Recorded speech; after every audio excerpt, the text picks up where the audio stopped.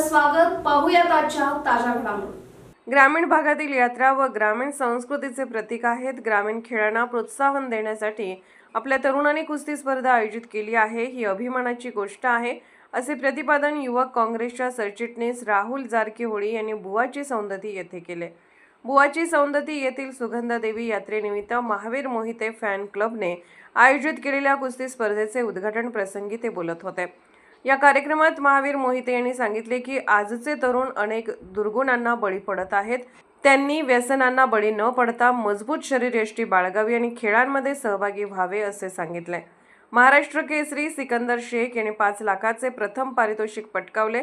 माऊली कोकाटे यांनी 3.5 लाख रुपयाचे द्वितीय पारितोषिक तर 2.5 लाखाचे तृतीय पारितोषिक नेपाळच्या देवा थापाला मिळाले. यावेळी शिवनगौडा पाटील, अर्जुन नायकवडी, वसंत करिगार, दिलीप जमादार, जयकुमार खेमलापुरे, अर्जुन बंडगर, ज्योती केपट्टी, अण्णाप्पा समाजे, अर्जुन भोवी, गणेश मोहिते, लक्ष्मण मांग, अण्णाप्पा भोवी, नामदेव कांबळे, रामदेव कांबळे यांच्यासह अनेक पैलवानांनी सहभाग घेतला.